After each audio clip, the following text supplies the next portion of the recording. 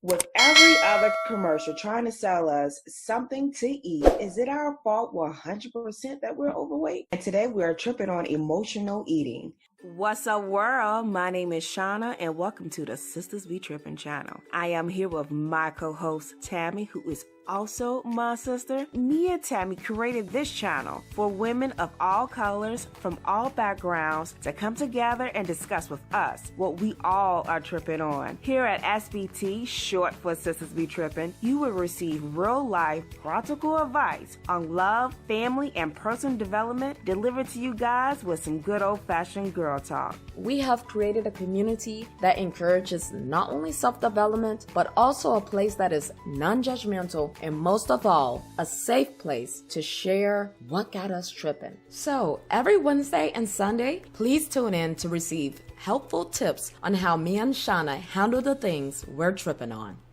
So let's start tripping. Girl, you tripping. What you tripping on? Yeah, we tripping.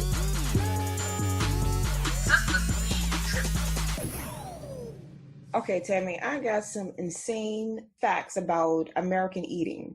Okay. Like from WashingtonPost.com, they're saying that soda has gone from 7 ounces to a whopping 30 ounces. Back in 1955, they were selling Coca-Colas for 7 ounces. Today, it's 30 ounces. Okay. You get more Coke now. What do you think about that? Okay, I know that in all of these are on $1 menu. Is that $1? Yeah, I think it doesn't matter how much, what's the size that you can purchase. It's still going to be $1, whether you go 7. Well, they don't even have it as low as 7 ounces anymore, right? Well, no, I think it's like 16 ounces. Yeah, that's the lowest you could get is 16 ounces. And then it's probably like 7 ounces for like a kid's meal. I don't know. Here in Milwaukee, you can get like a 30 ounce for like $1. 30 ounces for $1. Okay, yeah. Insane. Yeah, and also the hamburgers increased 23%. Okay. So here, let me just give you this. Okay, so according to WashingtonPost.com, soda has increased 60%. Their hamburgers had increased 23%. So you get more money. I mean, more money. So you get more food for your money. Nice. I know, right? The topic is emotional eating. Yeah, right. So we live in, so emotional eating, people were emotionally eating back in 1955, right? Right. I'm sure of it. I'm sure of it, yeah. However, we are bigger today than we were back in 1955 because portions are bigger. So we have always had this thing, emotional eating. People have been emotionally eating to the time we start eating, okay? Right. But we are bigger today than we were back in 1955. Also, back in 1955, though, you have to keep in mind, more people were eating at home. And eating out at a fast food restaurant was actually more like a treat. You're right. It wasn't as readily available. And even so, if you only did grocery shopping for that week and you have to ration out your food, you're not going to blaze through your food. And that was a treat back then. To go out and get something to eat if you didn't have anything at home. Yeah, it was like, no, you better put some scraps together and make a meal. Yeah. But now everything is so convenient. Stop acting like everybody was poor. Okay, maybe I'll make it from my Hugo mine. I don't know. How many people actually went out and ate as much as we do right now? I know it had to have been like way less. Who's going out to just go eat? No, okay. But I was just scrapping food together, but. No, so I said that to say I was just trying to make a correlation. Back in 1955, there were emotional eaters, we have emotional eaters today. Yeah. But today we are bigger than we were back in 1955. And you do bring up a good point. That is true. We eat out more than we did back in 1955. So we can't blame McDonald's totally for us being overweight because they are serving us more food. Yeah, and we're taking it, and even though we don't have to. I think the emotional part just really boils down to the amount of availability of the food that we do have. Even if you're emotional, let's say you were emotional back in 1955. The amount of food that we have available and a variety of food that we have available now. Yeah, but back in 1955, if you were like, oh, I'm so upset, I'm about to go to McDonald's, you got a 7-ounce Coke. Today, if you upset, I'm sad, I'm about to go to McDonald's, you get 30 ounces. So are you saying that emotional eating has a lot to do with the amount of food that we're being served when we go eat, when we do? No, what I'm saying is emotional eaters today, it's harder to be an emotional eater today than it was an emotional eater back in 1955. Because you risk gaining weight. Because restaurants give us more food. So is it our fault? I guess I'm trying to play the blaming game. Like back in 1955, if you were, going through something, and if you were an emotional eater, if you went to McDonald's, you order your McDonald's, they give you a 7-ounce Coke. Mm-hmm. Today, you go to McDonald's, you get a 30-ounce Coke. I guess the thing is that, are we overweight?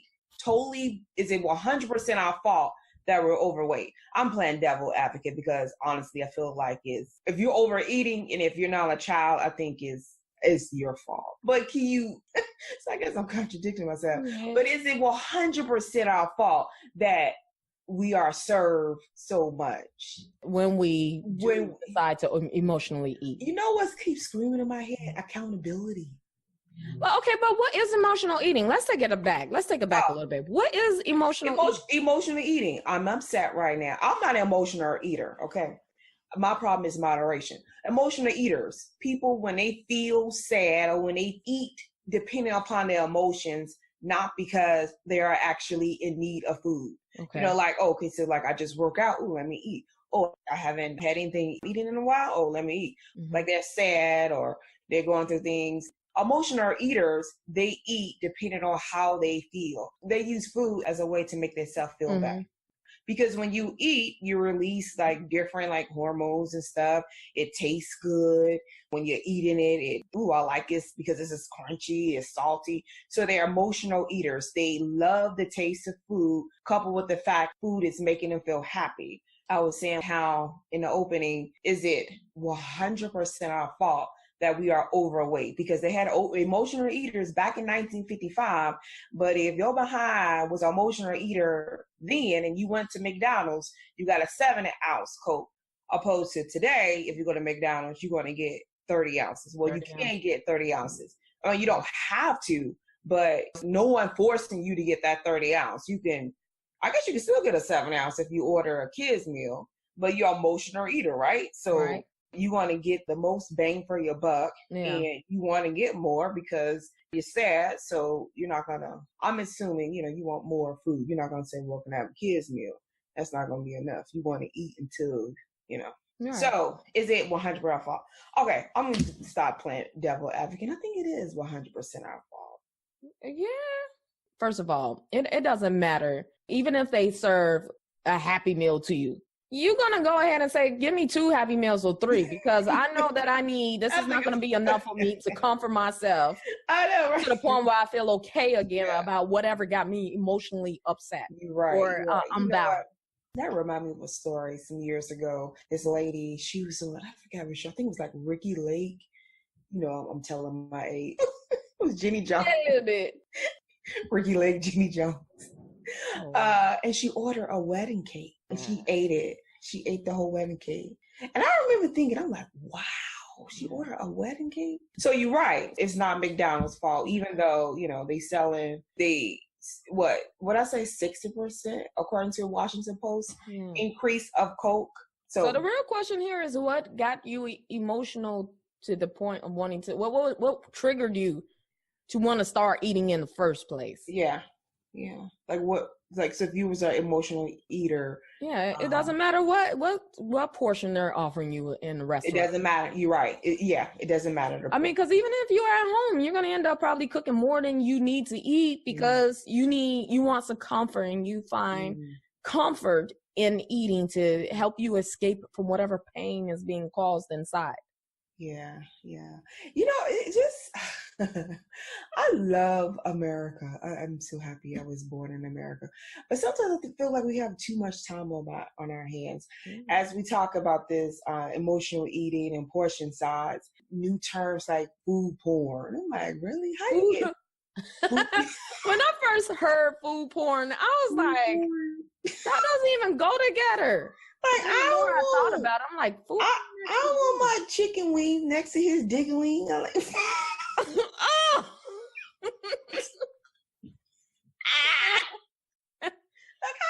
Immediately that made me want to go.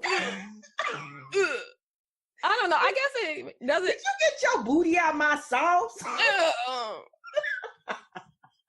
No, yeah, I don't know. Food porn. But okay, so now that I'm, see, you made me go back to when I first heard it because I had became desensitized and I was actually accepting of the word. Now it's like, but when you put it in that context, it's like, I know, right? Really, food porn. Okay, so let me get back to emotional. Okay.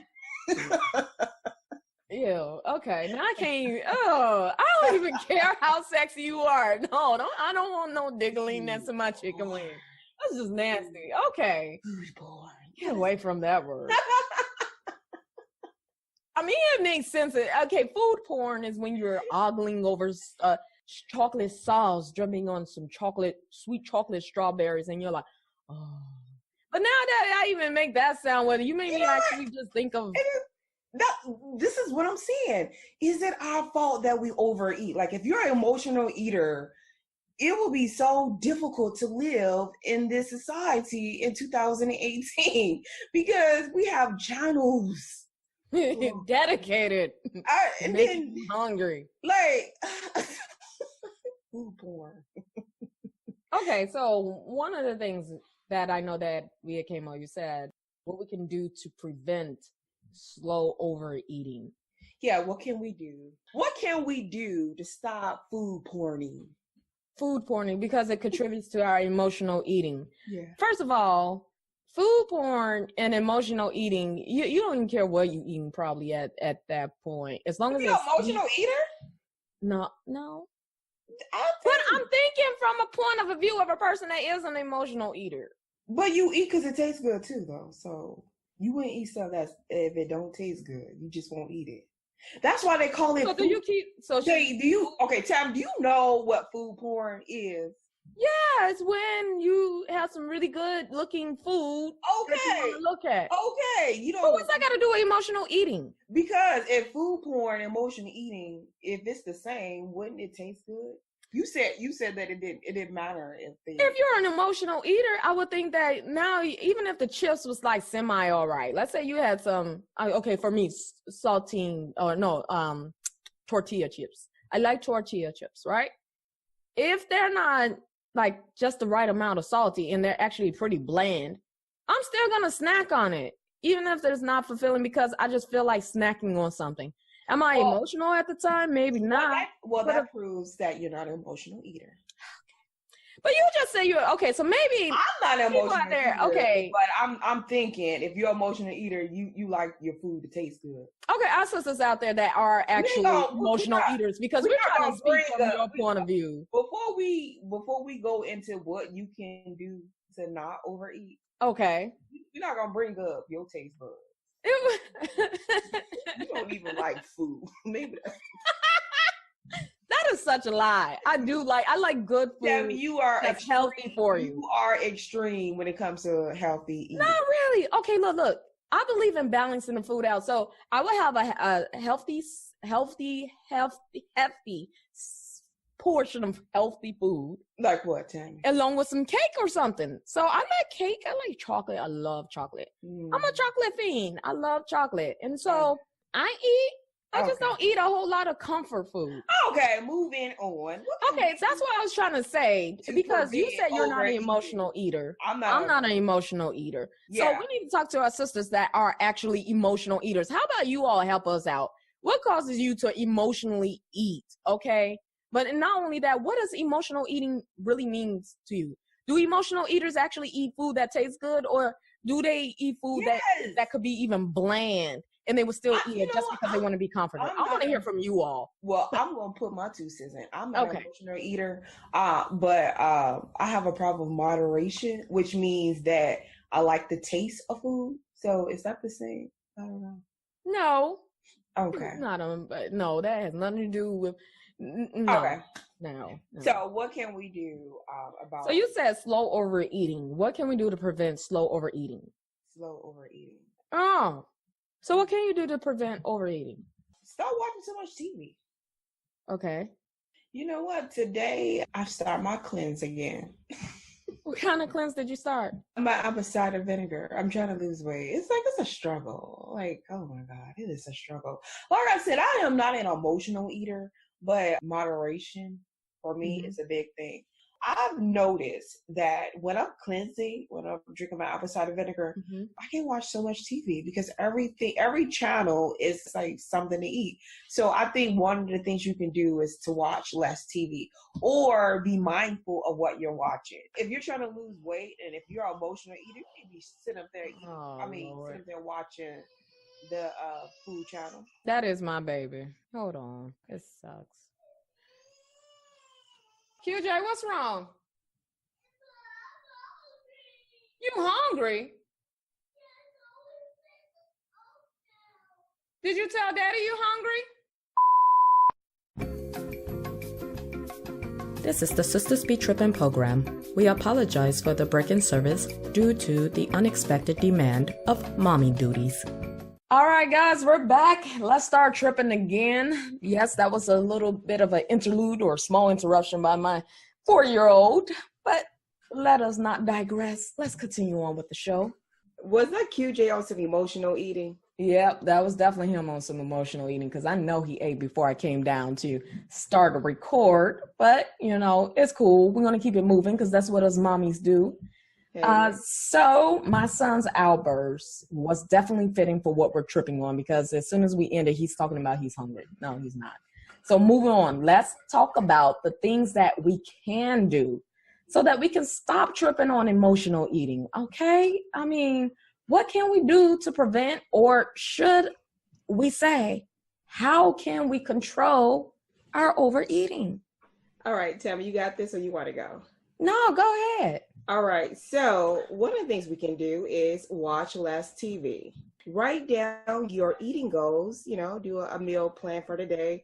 I know that can be tedious. However, when you start to write down what you're eating and then go back and read down, you had like 10 donuts and a bag of chips, they'll let you know, so, writing down what you eat can be useful. You know what? I like Fitness Pal. Fitness Pal helped me a lot to track all the nonsense I was eating. I just didn't need to eat some of the food that I was eating. But once I put it in a tracker and actually started not tracking necessarily the calories, but tracking all of those carbs, all of those sugar, all of that sodium, it made me take a second look at, what my lifestyle was like as far as eating. And that did help curb a lot of overeating or even emotional eating, even though I don't do a lot of it, but it still helped curb it. We're not saying like, I had 2 chips. Let me go ahead and write that down. But if you eating like a bag of chips, just go ahead and write down, just write down what you're eating. Try that for, a week or so. Buy less junk food. If it's not in your house, you won't be tempted. Just have enough, enough willpower not to put in the bucket. Yeah, well, or even if you do buy the junk food, hide it behind a cupboard or something. Put it behind a door. I know who use cupboards, but don't put it right there on the counter. So as soon as you walk in the kitchen, you see it. You're like, ooh, let me eat it. No. Yeah, for us, that was, put it in the cabinet. If it's not in your house, well, then you won't be tempted to eat it. Just have enough courage and enough discipline while in the store not to put it in your bucket. So the next one that I like, it says, build up self-control by taking it one cupcake or chip at a time, by cutting back until you get a point where you are only eating to live and not living to eat. Okay. Donna, this sounds like an original quote from you. What is that about? Oh, I'm not even trying to be funny when I say taking one cupcake at a time, because sometimes it's that serious. Okay. I hear you. Okay, you know what? So, no, it was in this episode where you were saying, are we overweight? Is it all our fault now? So I ordered one cupcake, okay? And this one cupcake, I can imagine it's about 300 calories. So I was like, well, can I get the double chocolate one? And he's like, okay. And he said, is that all? And I'm like, yes. They give me that question. Is that all? You want more? One, it's like $3 some cent for just one cupcake. That would be my main reason why I want one. And two, I don't need more than one cupcake. So yeah, one cupcake at a time. Because if those cupcakes was $1, I'd probably like, well, go ahead, give me another one. But one cupcake at a time. Don't eat more than you need to. Now we all been there, eating more than we need to. Yeah. I heard that we have this like internal clock. Okay, so this internal clock that wakes you up, but there's also this internal clock for your stomach. I forget what you call it. You guys, if you know what it is, please put it in the comments or email us and tell us exactly what that name is. But your body knows when you're full. And so when you get to that point where you say, I'm fulfilled, I'm satisfied, that's when you're really supposed to stop. Usually it's our taste buds because it tastes so good that we keep eating. And it's not necessarily. If your stomach feels satisfied, not full, but satisfied, then that's when we're supposed to stop, Right. Even if it's time, quote unquote time, don't eat when you're not hungry. When you are hungry, don't eat until you're just about to burst. Eat enough to say, wow, that was satisfying. Lastly, food gives you peace and calm you from being upset. The next thing, don't eat because you have found that eating helps you forget your problem. So basically, we've all been there. Oh, I'm sad. I'm upset. We've even seen in movies, you upset, let's go eat, because it helps us, quote unquote, feel better. But it only helps you feel better in that moment. Today is the day to invest in yourself by saying yes to a better you. So if you have already said yes to this, but for whatever reason, stop investing in yourself, that is okay. Even if you have a history of going back on your word of not eating better. So what? God gave you today. And even if it's 7 p.m. at night, well, tonight is tonight. If you want to start tonight, if it's 7 o'clock where you at, that is okay. Let's start at 7 o'clock tonight. If it's 3 o'clock p.m. in the morning time where you at, that is okay. Let's start at 3 p.m. Let's start at 3 a.m. in the morning. That's eating better, right? Yes, eating better. So now, guys, I want you to ask yourself these important questions. Why am I overeating? What am I trying to replace food with? Third, how do you feel before, during, and after you have overate? And what can you do besides eating to feel better? Maybe that can be phone a friend, take a walk, go to the mall and window shop. I do that a lot.